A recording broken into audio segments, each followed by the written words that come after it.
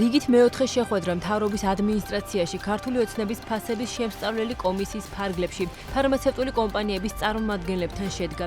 სამთავრობო გუნდის წევრები ამბობენ, რომ მედიკამენტების ფასების შემცირების რესურსი არსებობს, მათ შორის რეფერენტული ფასების რეგულაციის გაფართოების საფუძველზე. კომისიის თავმჯდომარემ ირაკლი კობახიძემ აღნიშნა ისიც, რომ სააფთიაქო ქსელებში სხვა პროდუქტების რეალიზაციაც ხდება, სადაც მისი თქმით, ევროპულ ფასებთან შედარებით ფასთა სხვაობა მაღალია. სააფთიაქო ქსელებში ხდება სხვა პროდუქტების რეალიზაციაც, სადაც რო ნახეთ, საკმაოდ დიდი არის ფასთა შორის სხვაობა, ჩვენ თავავიღებთ ევროპულ ფასებს. არის ხშირ შემთხვევაში 35-40% სხვაობა ევროპის ქვეყნებთან, მათ შორის ბრიტანეთთან, საფრანგეთთან და ასე შემდეგ. და ეს საინტერესოა, რამდენად ეფუძნება ეს, ასე ვთქვათ, მაღალი ფასები ლოგიკურ ჯაჭვს იწოდების. მაგაც საქმე ხდება ბიზნეს ბუნებრივია, ბიზნესი არის თავისუფალი და უნდა იყოს თავისუფალი და ფასს წარმოქმნა არსებითად უნდა ხორციელდებოდეს ბუნებრივია თავისუფალი საბაზრო პრინციპების შესაბამისად. თუმცა ამ შემთხვევაში, აფთიაქების შემთხვევაში ჩემოდის სოციალური კომპონენტი, რაც ჩვენ გვაწუხებს. შეხვედრაზე მოხდა შეთანხმება იმასთან დაკავშირებით, რომ შესაძლებელი არის ფასების შემცირება, ამას სჭირდება გარკვეული მუშაობა, გარკვეული შეიძლება რეგულაციების ცვლილებაც, რომელსაც აქტიურად იქნება ჯანდაცვის სამინისტროსთან კომუნიკაცია. ძალიან ბევრი მოსაზრება გამოიწვია იმასთან დაკავშირებით, თუ როგორ ხედავს თვითონ სექტორი, არა მხოლოდ სახელმწიფო, არამედ თვითონ სექტორიც როგორ ხედავს ამ მიმართულებით განვითარებას, რაც უკავშირდება ფასების შემცირებას, ხელმისაწვდომობის გაზრდას. იყო საუბარი ხარისხზეც, ხელმისაწვდომობის სხვა კომპონენტებზე და ასე შემდეგ. თავად ფარმა ბიზნესის წარმომადგენლების ნაწილი კი შეხვედრის დასრულების შემდეგ აცხადებდა, რომ ბაზარზე მაღალი კონკურენცია და მედიკამენტები რიგ შემთხვევაში იყიდება უფრო იაფად, ვიდრე მთავრობის მიერ დადგენილი რეფერენტული ფასების ზედაჭერია. სექტორის წარმომადგენლები აცხადებენ იმასაც, რომ არსებობს რიგი რეგულაციები, რაც სამომავლოდ ხელს შეუშლის ბაზარზე შედარებით იაფი მედიკამენტების განთავსებას. ბრუნვაში არის დაახლოებით 10,000 მედიკამენტი, 7,000 არის უკვე რეფერენტული ფასი, იმ 3,000-საც თანდათან ამატებს სამინისტრო. რაც შეეხება 7,000 პოზიციიდან, დღეს სხდომაზეც აღნიშნე, რომ 20%-ზე მეც ფარმაცევტული კომპანიები კონკურენციიდან გამომდინარე უფრო იაფად ვყიდით, ვიდრე რეფერენტული ფასებია. სივრცე არის ის, რომ მაგალითად წინა მინისტრმა მიიღო დადგენილება, რომლის მიხედვითაც რეგისტრაცია წამლების საქართველოში არის უმკაცრესი მსოფლიოში. ამიტომ ბევრი წარმოების წამალი უახლოეს ხანებში, ვინაიდან შედის ეს დადგენილება ძალაში, ორჯერ მოხდა მისი გადავადება, მაგრამ შედის ძალაში, ბევრი წამალი აღარ იქნება ქვეყანაში, რომლებსაც აქვს შედარებით დაბალი ფასი და მოსახლეობას მოუწევს მის მაგივრად ძვირადღირებული ანალოგის ყიდვა. ნაყოფიერი მუშაობით, ვინაიდან მთავრობასაც, კომპანიებსაც სურვილი და მიზანი ერთი გვაქვს, რომ რაც შეიძლება გაიაფთოს მედიკამენტი, შედეგები აუცილებლად იქნება. ფარმაცევტულ ბაზარზე რეფერენტული ფასების რეგულაცია უკვე 3 წელია მოქმედებს. ამ დროისთვის რეგულაცია დაახლოებით 7,000 დასახელების მედიკამენტზე ვრცელდება. როგორც დღევანდელი შეხვედრის დასრულების შემდეგ გაირკვა, მოსაუბრელია, რომ რეფერენტული ფასების რეგულაცია გაფართოვდება და ის უფრო მეტი დასახელების მედიკამენტზე გავრცელდება. ფარმა ბიზნესის წარმომადგენლები აღნიშნავდნენ იმასაც, რომ რეფერენტული ფასების რეგულაციამ კონკრეტული შედეგები უკვე გამოიღო და მთელი რიგი დასახელების სამკურნალო საშუალებები გაიაფთა. მათი თქმით, მედიკამენტების გაიაფების მიმართულებით დამატებითი ნაბიჯები შესაძლოა ადგილობრივი წარმოების ხელშეწყობა და განვითარება იყოს.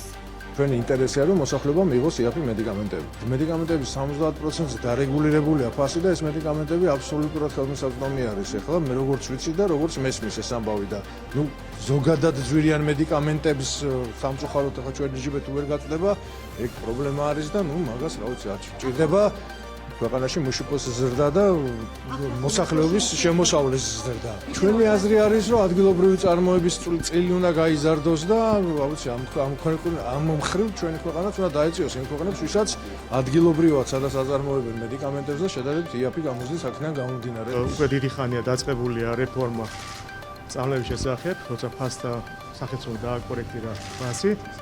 ჩვენ შევეგუეთ დისტრიბუციას და რიტეილით შეეგუა ამ ცვლილებას ბოლო 2 წელი. ჩვენ ვართ აი ამ ცვლილებებში, ხო სახელმწიფო ინიციატორი და ჩვენს გავყივით ამ რეფორმას იყო მტკივნეული, მაგრამ გავყევით, ხო, საბოლოოდ მოხდა ასე თქვა გადაწყობა კომპანიების.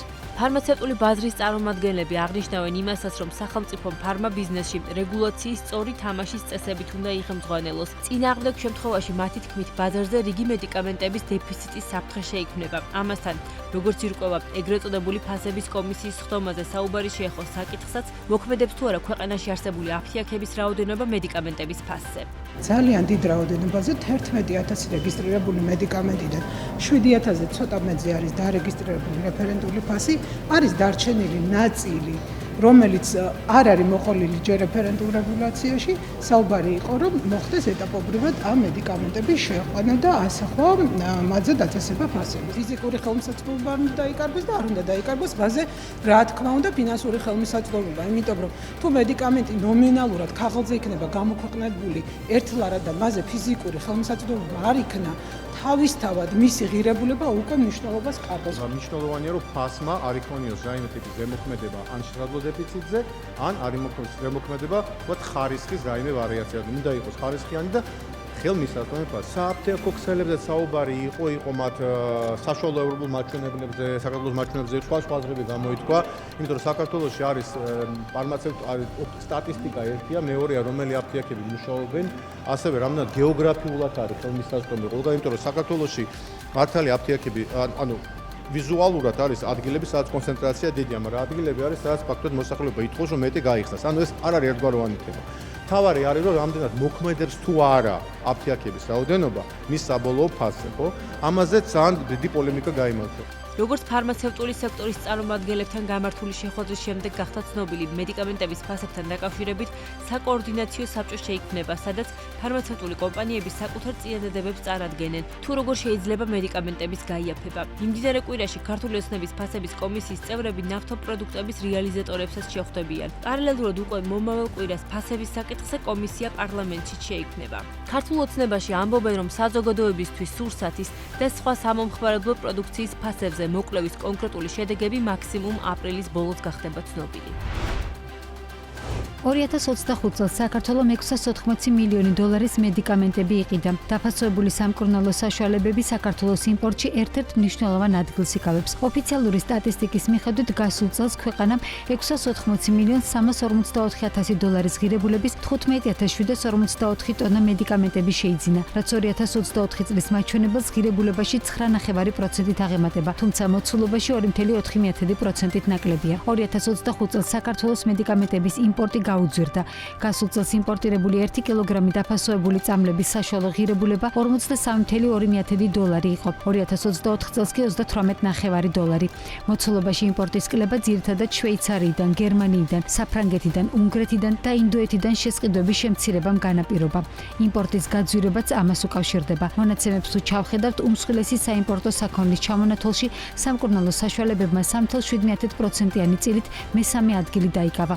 პირველ ორ პოზიციას მსუბუქი ავტომობილები და ნავთობპროდუქტები ინაწილებენ. საქართველოსთვის სამკურნალო საშუალებების მთავარი იმპორტიორი ქვეყანა წლების განმავლობაში თურქეთი იყო. 2025 წელს დაფასებული მედიკამენტების იმპორტში თურქეთს 25%-იანი წილი ეკავა. თურქეთიდან მედიკამენტების შეძენის ღირებულება წლიურად 1%-ით, მოცულობა კი 16,3%-ით გაიზარდა, რაც იმას ნიშნავს, რომ მთავარი მომწოდებელი ბაზრიდან იმპორტიც გაიაფთა. 2025 წელს 1 კილოგრამი დაფასებული სამკურნალო საშუალებების საიმპორტო ფასი 30,8 დოლარს შეადგენდა. 2024 წელს კი 35,9 დოლარი იყო. ბოლო 5 წლის განმავლობაში თურქეთიდან იმპორტი რეკორდულ ნიშნულზეა. აღსანიშნავია, რომ გარდა თურქეთისა, რომელიც მთავარ საიმპორტო ბაზრებს შორის არის, მეორე ადგილზეა გერმანია 81,9 მილიონი დოლარით, მესამე ადგილზეა უნგრეთი 59,9 მილიონი დოლარით, მეოთხეზე შვეიცარია 52 მილიონი დოლარით, ხოლო მეხუთეზე საფრანგეთი, საიდანაც 37,1 მილიონი დოლარის მედიკამენტების იმპორტი განხორციელდა. დაფასებული სამკურნალო საშუალებები საქართველოში იტალიიდან, პოლონეთიდან, უკრაინიდან, ბულგარეთიდან, ესპანეთიდან, კორეის რესპუბლიკიდან, რუსეთიდან, საბერძნეთიდან, ლატვიიდან და შეერთებული შტატებიდან შემოვიდა. რაც შეეხება დაუფასოებელ სამკურნალო საშუალებებს, მათი წილი მედიკამენტების იმპორტში მცირეა. ამასთან 2025 წელს ამ დასახელების საქონლის შესყიდვა წლიურად 8,7%-ით 12,3 მილიონ დოლარამდე შემცირდა. ჯამში ქვეყანაში 201 ტონა დაუფასოებელი წამლები შემოვიდა. ამ შემთხვევაში საიმპორტო ქვეყნების გეოგრაფია მკვეთრად განსხვავებულია და პირველ ადგილს გასულ წელს შეერთებული შტატები, ლატვია და ესპანეთი ინაწილებდნენ. აღსანიშნავია, რომ 2024 წელს დაუფასოებელი მედიკამენტების მთავარი საიმპორტო ქვეყანა ინდოეთი იყო, თუმცა გასულ წელს ეს აზიური ქვეყანა რეიტინგში ჩამოქვეითდა და მეოთხე ადგილი დაიკავა. PMC კვლევითი ცენტრის ინფორმაციით 2025 წელს დეკემბერში ხელფასის მიმღებთა რიცხვი 1,25,329-მდე გაიზარდა. ეს 2025 წლის ნოემბერთან შედარებით 2,8%-ით მეტი, 2024 წლის დეკემბერთან შედარებით კი 4,3%-ით გაზრდილი მაჩვენებელია. PMC კვლევითი ცენტრის ინფორმაციით 2025 წლის დეკემბერში ხელფასის მიმღებთა რიცხვი 1,25,329-მდე გაიზარდა. ეს 2025 წლის ნოემბერთან შედარებით 2,8%-ით, ხოლო 2024 წლის დეკემბერთან შედარებით 4,3%-ით გაზრდილი მაჩვენებელია. აქედან 9% 600 ლარამდე ხელფასი იღებდა. ყველაზე მეტ ადამიანს 2,400 ლარზე მეტი ხელფასი აქვს. წინა თვესთან შედარებით 600 ლარამდე ხელფასის მქონეთა რიცხვი შემცირებულია, ხოლო 2,400 ლარზე მეტს ვინც იღებს, მათი რიცხვი გაიზარდა. კერძოდ 2025 წლის დეკემბერში იმ ადამიანების რაოდენობა, რომლებიც იღებდნენ 600 ლარამდე თვიურ ხელფასს 9,4% შეადგენდნენ, რაც 2025 წლის ნოემბერთან შედარებით 3%-ული პუნქტით, 2024 წლის დეკემბერთან შედარებით კი 1,8%-ული პუნქტით შემცირებული მაჩვენებელია. იმ პირების რიცხვი კი, რომლებიც იღებდნენ 2,400 ლარს ან მეტ თვიურ ხელფასს, 2025 წლის ნოემბერთან შედარებით 17,6%-ული პუნქტით, ხოლო 2024 წლის დეკემბერთან შედარებით 6,4%-ული პუნქტით გაიზარდა.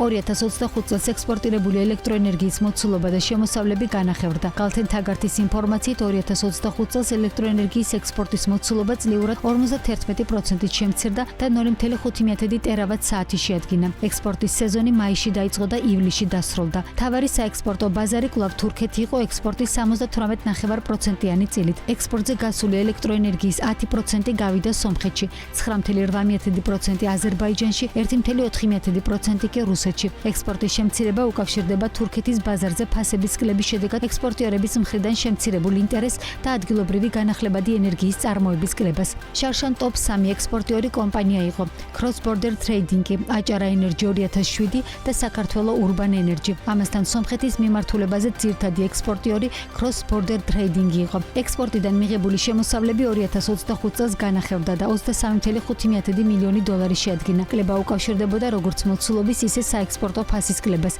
ექსპორტის საშუალო ფასმა კილოვატ-საათზე 4,6 ცენტი შეადგინა, რაც წლიურად 2%-ით შემცირებული მაჩვენებელია.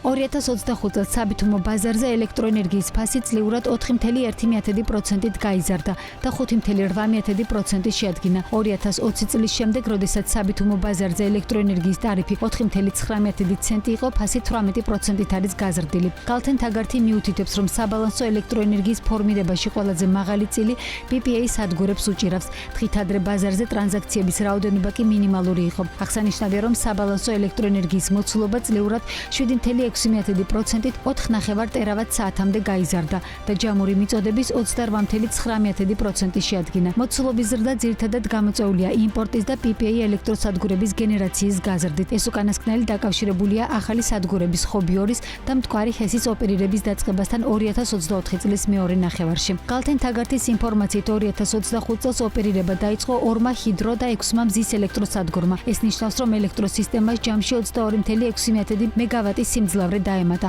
ესკოს ინფორმაციით 2025 წელს ექსპლუატაციაში შესული სადგურებია: ბასრა 3 ხესი 4 მეგავატით, კასლეთი 1 ხესი 7,2 მეგავატით, ჯუგაანის მზის ელექტროსადგური 1,75 მეგავატი, კასპის მზის ელექტროსადგური 2 მეგავატი, ქისტაურის მზის ელექტროსადგური 1,75 მეგავატი, ქედის მზის სადგური 1,75 მეგავატი, ხირსას მზის სადგური 1,75 მეგავატი და გამარჯვების მზის სადგური ასევე 1,75 მეგავატის სიმძლავრის. 2024 წელი ამ კუთხით უფრო ნაყოფიერი იყო, რადგანაც ექსპლუატაციაში 44,5 მეგავატიანი ხობი 2 ჰესი შევიდა. ჯამში 2025 წლის ბოლოს საქართველოში ელექტროსადგურების ჯამურმა დადგმულმა სიმძლავრემ 4675 მეგავატი შეადგინა, საიდანაც 3499 მეგავატი ჰიდრო, 1054 მეგავატი თბო, 20.7 მეგავატი ქარი და 10.8 მეგავატი მზის ელექტროსადგურები იყო. რაც შეეხება გამომუშავებას, შარშან ელექტროენერგიის ადგილობრივი გენერაცია 3%-ით შემცირდა და 13.8 ტერავატ-საათი შეადგინა. აქედან ჰიდროგენერაცია წლიურად 3.4%-ით შემცირდა და 11 ტერავატ-საათი შეადგინა. კლება გამოწვეული იყო რეგულირებული სადგურების გენერაციის შემცირებით. ეს კი გამოწვეული იყო დაგეგმილი სარემონტო სამუშაოებით, ჰიდროლოგიური პირობებით და ენგურის რეზერვუარში იანვარში არსებული დაბალი წყლის დონით. თბო გენერაცია წლიურად 1.6%-ით იყო შემცირებული, რაც გამოწვეული იყო ექსპორტის შემცირებით და იმპორტის გაზრდით. ქარისა და მზის სადგურების გენერაციამ კი მიაღწია 84 გიგავატს, რამაც 2025 წლის გენერაციის 0.5% შეადგინა. საქართველოს მთავრობამ სორგითი 2 ჰესის მშენებლობასთან დაკავშირებით დასადები ხელშეკრულება მოიწონა. მთავრობის განკარგულების მიხედვით ხელშეკრულების მხარეები არიან საქართველოს მთავრობა, ელექტროენერგეტიკული სისტემის კომერციული ოპერატორი, ანუ ESCO, შეპესე განახლებადი ენერგიის რეგიონალური კომპანია. შესაბამისი ხელშეკრულების გაფორმების უზრუნველყოფა კი ეკონომიკის სამინისტროს დაევალა. დოკუმენტის მიხედვით მთავრობამ მოიწოდა განახლებადი ენერგიის რეგიონალურ კომპანიის მიერ განხორციელებული ტექნიკურ-ეკონომიკური კვლევა. ასევე მოიწონა ინფორმაცია მთავრობასა და კომპანიას შორის შერჩევის პირდაპირ მოლაპარაკებების გზით წარმართვის მიზანშეწონილობის შესახებ. ონის მუნიციპალიტეტში სორგითი 2 ჰესის დადგმული სიმძლავრე 16 მეგავატი იქნება. ექსპლუატაციაში გაშვების სავარაუდო თარიღი კი 2027 წლის ბოლოა. რაც შეეხება შეპესე განახლებადი ენერგიის რეგიონალურ კომპანიას, სამწარმოო ამონაწერის თანახმად დავით უგრელიძეა 90% ფლობს სააქციო საზოგადოება რაჭა გრინ ენერჯი, 10%-ს კი მაკა საბანაძე. ჯარიმები ჩამოეწერება უკლებლივ ყველას და აღდგება მხოლოდ იმ შემთხვევაში, თუ კომპანია თავის ვალდებულებას არ შეასრულებს. ენერგეტიკის სექტორში კომპანიებს ჯარიმები ჩამოეწერებათ. 2 თვის წინ მთავრობის ანონსს კონკრეტიკა ჯერ ისევ არ მოჰყოლია. დარგობრივი ასოციაციის წევრებისთვის ჯერჯერობით პასუხგაუცემელია კითხვები, თუ რა ტიპის ინვესტორებს და პროექტებს შეეხებათ შეღავათები და კომპანიებს სანქციების სახით დაგროვებული თანხები რა ფორმით ჩამოეწერებათ. ყველა ძალიან კარგად მოგვეხსენება, რომ კომპანიებისთვის ძალიან მნიშვნელოვანია ამ თანხის ფინანსურადაც სწორად აღრიცხვა გადასახადების თვალსაზრისითაც და ამასთანავე სამომავლო გეგმების დასახვა, იმიტომ რომ 2026 წლის ბიუჯეტს აბსოლუტურად ყველა კომპანია რა თქმა უნდა წინასწარ წერს და ამიტომ აქედან გამომდინარე არა მხოლოდ ის დატვირთვა აქვს თუ ენერგეტიკისთვის რამდენად მნიშვნელოვანია და კრიტიკული, არამედ თავად კომპანიებისთვის შიდა მიკრომენეჯმენტისთვისაც ერთ-ერთი მნიშვნელოვანი საშუალებაა იმისათვის, რომ სწორად მოახდინონ ბიუჯეტირება უკვე საკუთარი თანხებისა. დღესაც შემიძლია და დავადასტურო, რომ კომუნიკაცია ნამდვილად არსებობს. ჩვენი ყველაზე დიდი გამოწვევა არის აღსრულების ნაწილი. აღსრულებაში გვჭირდება მეტი ტემპი. იმისათვის, რომ მიღებული გადაწყვეტილებები და გაკეთებული განცხადებები რაც შეიძლება სწრაფად გადავიდეს უკვე აღსრულების ეტაპზე. ჯერ მხოლოდ ვერბალური შეთანხმება არსებობს წერილობითი სახით გადაწყვეტილებას თებერვლის დასაწყისში ველოდებით. ამბობს საქართველოს ბიზნეს ასოციაციის აღმასრულებელი დირექტორი ლევან ვეფხვაძე. ვისრა ჯარიმა აქვს მისი თქმით, თავად კომპანიებმა იციან და კითხვები ვეფხვაძის შეფასებით ბიზნესებში არ უნდა ჩნდებოდეს. ძველი პროექტები, რომლებსაც ბევრი მიზეზის გამო, ზოგან ინვესტორის ბრალეულობით, ზოგან ინვესტორისგან დამოუკიდებელი მიზეზების გამო ვადები, რაც აღებული ქონა პასუხისმგებლობა კომპანიას, ეს ვადები აქვს დარღვეული ობიექტური და სუბიექტური მიზეზების გამო და მეორეს მხრივ აქვს უნიკალური მაგალითად გარანტია. ამ ვადების გავლის მერე ამ გარანტიებთან დაკავშირებითაც პრობლემაა, ვისაც ვადა აქვს დარღვეული, ყველა მიცის. ანუ აქ რომ ვიღაცამ არ იცოდეს ვადა ვის არ დარღვეული და ვის არა, ცოტა უცნაურია. ეს ეხება იმას, ვის ვადა დაარღვია და ვის გარანტიასაც საფრთხე ემუქრებას თქვა პირდაპირ წაღებით, გამოთხოვით, რასაც სახელმწიფო შეუძლია გააკეთოს და მეორეს მხრივ ის ჯარიმები, რაც პლუს დამატებით მას ეკისრება. ჯერჯერობით ეს არის ვერბალური საუბარი, თუმცა იანვრის ბოლოს თებერვალში ველოდებით, რომ რაღაცა ტიპის უფრო მეტი სამართლებრივი კომუნიკაცია შედგება.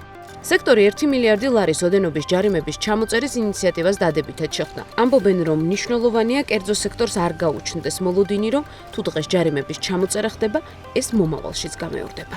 ნაბიჯის ასე ვთქვათ ბოროტად გამოყენება არ უნდა მოხდეს კერძო სექტორის მიერ და იმის იმედად ყოფნა, რომ აი დღეს დავიწყეთ პროექტი, არ განვახორციელეთ, დავდეთ, შევინახეთ და სახელმწიფო ხომ მაინც ჩამოგვაწეს. ამ იმედად არ უნდა იყოს კერძო სექტორი. აბსოლუტურად გაურკვეველია, რატომ შეიძლება დაგროვილიყო ამ ხელავალდებულებები განსაკუთრებით იმ კომპანიებში, რომელსაც ოპერირებაც არ აქვს დაწყებული, ხო? ეს საგადასახადო ვალდებულებები იყო, საინვესტიციო ვალდებულებები იყო, რამ განაპირობა? აი ეს ანალიზი ალბათ ფიქრობ ცალკე უნდა ჩატარდეს. კომპანია Grossenergy ჯგუფის ფინანსური დირექტორი გადაცემა წერტილში ამბობს, რომ სამომავლოდ გამოწვევების და ახალი ჯარიმების დაგროვების თავიდან ასარიდებლად კონტროლის გამგაცრება აუცილებელი იქნება. ტექნიკურ-ეკონომიკური დასაბუთება, რომელიც უნდა ინვესტორმა მოამზადოს, ის უნდა შემოწმდეს როგორც ხარისხობრივად დოკუმენტი, ასევე მასალა, რაც ამ კვლევის ეტაპზე განხორციელდა და ასევე უნდა მოხდეს შემდგომი სანებართო, ესე ვთქვათ, ეტაპების კონტროლი და ისიც შემოწმდეს იურიდიული ჭრილში. ამის გარეშე, რა თქმა უნდა, მივიღებთ ისევ მეორე ანალოგიურ მდგომარეობას. ენერგეტიკის სექტორში კომპანიებისთვის 1 მილიარდი ლარის ჯარიმების ჩამოწერას დათქმაც მოყვება. პრემიერის თქმით, კომპანიებს ჯარიმები იმ პირობებით ჩამოეწერებათ, რომ კომპანიები პროექტებს პასუხისგებლობით მიუდგებიან და პირგასამტეხლოების ხელახლა დარიცხვა არ მოხდება. ასეთი პრეცედენტის არსებობის შემთხვევაში კი მთავრობა ერთხელ გაუქმებული ჯარიმის კვლავ ვალდებულებაში გაწერას გეგმავს. თორნიკე ზირაქიშვილი BMG-სთან ადასტურებს, რომ შეპესე Eagle Hills საქართველოს გენერალური მენეჯერი გახდა. ზირაქიშვილი ამ დრომდე სააგენტოს აწარმოის საქართველოს დირექტორის მოადგილე და შეპესე Eagle Hills საქართველოს სამეთვალყურეო საბჭოს წევრი იყო. სამეწარმეო რეესტრის მიხედვით ამ ეტაპზე Eagle Hills საქართველოს მმართველი დირექტორის პოზიციას ჰიშამ მოჰამედ იბრაჰიმ სოლიმანი იკავებს. რეესტრის მიხედვით კომპანიის სამეთვალყურეო საბჭოს შემადგენლობა ამ დროისათვის ასეთია: ირაკლი ნადარეიშვილი, თორნიკე ზირაქიშვილი, მოჰამედ ალი რაშედ ალაბარი, რაშიდ მოჰამედ ალი რაშედ ალაბარი და ჰიშა მოჰამედ იბრაჰიმ სოლიმანი. აღსანიშნავია, რომ ზირაქიშვილის პოზიციის ცვლილების შესახებ თავდაპირველად ინფორმაცია სააგენტო კომერსანტმა გაავრცელა. Eagle Hills საქართველოს 2025 წლის 28 აპრილს დაფუძნდა. მისი მფლობელი და დამფუძნებელია Eagle Hills Development Holding Limited, რომელიც თავის მხრივ ეკუთვნის არაბთა გაერთიანებულ საამიროებში რეგისტრირებულ Juana Investments. ამ უკანასკნელის დამფუძნებელი და მესაკუთრე მილიარდელი მოჰამედ ალაბარია.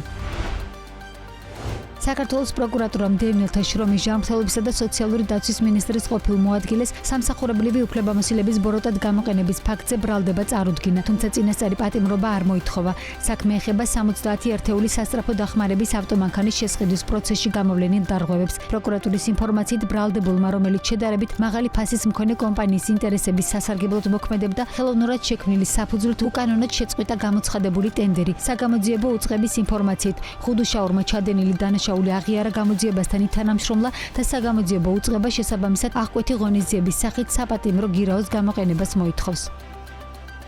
ფინანსთა სამინისტროს საგამოძიებო სამსახურის მიერ ჩატარებული გამოძიებით დადგინდა, რომ 2022 წლის 27 სექტემბერს დევნილთა შრომის ჯანმრთელობისა და სოციალური დაცვის სამინისტრომ 70 ერთეულ სასწრაფო სამედიცინო დახმარების ავტოსატრანსპორტო საშუალების შესყიდვაზე ტენდერი გამოაცხადა. გამოცხადებულ ტენდერში მონაწილეობა მიიღო 3 პრეტენდენტმა და გამარჯვებულად გამოვლინდა ყველაზე დაბალი ფასის წარმოდგენი კომპანია. თუმცა ბრალდებულმა, რომელიც მოქმედებდა ტენდერში მონაწილე შედარებით მაღალი ფასის წარმოდგენი კომპანიის სასარგებლოდ, ხელოვნურად შექმნილი საფუძვლით უკანონოდ შეწყვიტა სამინისტროს მიერ გამოცხადებული ტენდერი.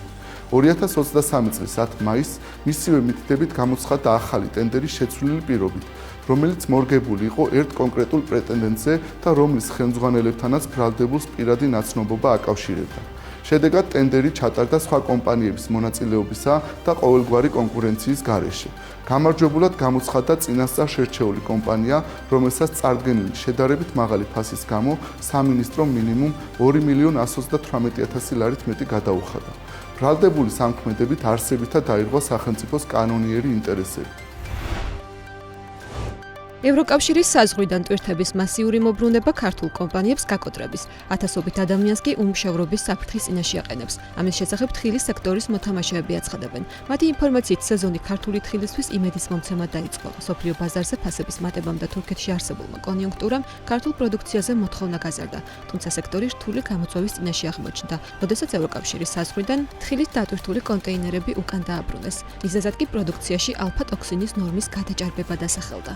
მიუხედავად იმისა, რომ ექსპორტის რიცხვი გავზარდეთ, უკან მოbrunებული მანქანების რიცხვიც გაგვეზარდა წელს, გამომდინარე იქედან, რომ კონკრეტული ლოტები ვერ აკმაყოფილებდა ან მიკრობიოლოგიურ მაჩვენებლებს, ან ქიმიურ მაჩვენებლებს, როგორიც არის αφლატოქსინი და შესაბამისად ეს ერთ-ერთი გამოწვევა არის, რადგანაც ჩვენ ყველა ერთად ვზრუნავთ, რომ ვიზრუნოთ ქართული თხილის პოპულარიზაციაზე, განსაკუთრებით ევროკავშირის ქვეყნებში და ყოველი ასეთი მოbrunება ქართული თხილის იმიჯს უფრო დაბლა წევს. თხილის მწარმოებლების ინფორმაციით მიმდინარე სეზონზე დაახლოებით 20-მდე მანქანაა უკვე გამოbrunებული. თითოეული ტვირთის ღირებულება 750.000 ლარია და როდესაც ეს პროდუქცია განადგურების ან უტილიზაციის რეჟიმში ექცევა, მწარმოებელი პრაქტიკულად გაკოტრების ზღვარზე დგება. უკან დაბრუნებული ტვირთი კომპანიისთვის ორმაგ დარტყმას ნიშნავს. დაკარგულ საქონელს მაღალი სატრანსპორტო ხარჯებიც ემატება. ძალიან მძიმე თვითონ აწვევა ეს ბევრ კომპანიას, ეს არ არის ერთი კომპანიის პრობლემა და ორი კომპანიის პრობლემა, ეს მასიური ხასიათი მიეცა უკვე ამას და მხოლოდ ერთი 750.000 ლარის დაბრუნება, როცა კომპანიებს ზოგს 2 დაუბრუნდა, ზოგს 3 და ზოგს არის კომპანიები, რომელსაც 4 დაუბრუნდა და თქვენ წარმოვიდგინეთ ეს გამრავლებული თუნდაც ერთი იყოს, ხო? ეს არის კოლოსალური თანხა რა. ყველა კომპანია აბსოლუტურად მუშაობს სესხებზე გამომდინარე, სესხიდან გამომდინარე საბანკო კრედიტები აქვს და 750.000 ლარს, როდესაც განადგურების რეჟიმში მოექცევა ეს ტვირთი, ხო, ეს უდიდეს ტვირთად აწვევს კომპანიას, შესაბამისად უდიდესი ფინანსური ზარალი ადგება სახელმწიფოს. თხილის მწარმოებელთა ასოციაცია განმარტავს, რომ პრობლემა პლანტაციებიდან და პირველადი გადამუშავების პროცესიდან იწყება. ფერმერები ხშირად სველ მოუვლელ თხილს ინახავენ, რომელიც მოუწესრიგებელ საწყობებში ინახება. შემდგომში ნედლეული მცირე არასერტიფიცირებულ საწარმოებში მუშავდება, რომელთაც ჰასპის სტანდარტი არ გააჩნიათ. ექსპორტიორი, რომელიც 22 ტონა თხილს საექსპორტო დამზადებს, შესაძლოა რამდენიმე ტონა ამ მცირე არასერტიფიცირებული დამამზადებლისგან შეიძინოს. ეს კი ასოციაციის განმარტებით დამატებითი რისკია. მაქსიმალურად უნდა შემცირდეს ხვედრითი წილი იმ პროდუქციის, რომელიც შემოდის მცირე, ესე ვთქვათ, გადამამუშავებელი საწარმოებისგან, რომლებიც არ არიან სერტიფიცირებული. ყველაზე მარტივი გზა არის, რომ გაუტეხავით ხილი სეზონის დასაწყისში შეიძინოს ქარხანამ გააშროს და მშრალი ხილით ივაჭროს, თუმცა ეს საკმაოდ დიდ თანხებთან არის დაკავშირებული, ხოლო ჩვენი საფინანსო სექტორი კიდე ეხლა ხილის სექტორს მაინც და მაინც არწყალობს, ესე ვთქვათ. შესაბამისად გამოსავალი ალბათ ის იქნება, რომ მაქსიმალურად შევეცადოთ მშრალი თხილი თავის დროზე გამშრალი თხილი გადავამუშაოთ. დღეისათვის საქართველოში პრევენციული მექანიზმი მოქმედებს. ყოველი 100 საექსპორტო მანქანიდან 20 მოწმდება. თუმცა თხილის მწარმოებელთა ასოციაციის ხელმძღვანელის განმარტებით საქართველოში არსებული შემოწმების მეთოდოლოგია ევროკავშირის ლაბორატორიებთან შედარებით ნაკლებად ეფექტურია. სექტორის გადასარჩენად ასოციაცია აუცილებლად მიიჩნევს რეგიონებში საშუალო ინფრასტრუქტურის გაფართოებას. ორგანიზაციის განმარტებით, რეგიონებში 10-ჯერ მეტი საწყობია საჭირო, რათა მოსავალი დროულად გაშრეს და ალფა-ტოქსინით დაბინძურების რისკი მინიმუმამდე შემცირდეს. დაახლოებით 3-ჯერ მეტი საწყობი არის აუცილებელი, რომ გაშინდეს რეგიონებში, რომ დააკმაყოფილოს მოთხოვნა 3-ჯერ კი არა, ალბათ 10-ჯერ მეტი ბოდიში. ამის მექანიზმი ამ მომენტისათვის არ არსებობს. ამიტომ აი ეს პრობლემები გვაქვს. ბუნებრივი ამ პრობლემების დასაწყისი არის პლანტაციები და ფერმერების ჩართულობა, რომ თხილი გაშრეს და თავის დროზე იყოს მოსავალი აღებული, თუმცა შემდგომშიც არის მისი პრევენცია შესაძლებელი. ფერმერი რაც უფრო მეტ რესურსს ჩადებს თხილის მოვლაში და მისშრობაში, მით უფრო დიდ მოგებას ნახავს, იმიტომ რომ ეს კატასტროფულია ამ მომენტისათვის ყველა ცდილობს არიდოს პროდუქციის სრულ განადგურებას, მაგრამ ეს საკმაოდ დიდ ხარჯებთან დაკავშირებული და ღმერთმა უკნას და ერთი კონტეინერი უბრალოდ გაუნადგურონ რომელიმე ქარხანას, ეს იმხელა ზარალი იქნება, რომ 5 წელი დასჭირდება მუშაობა წარმატებულად, რომელიც ანაზღაურებს.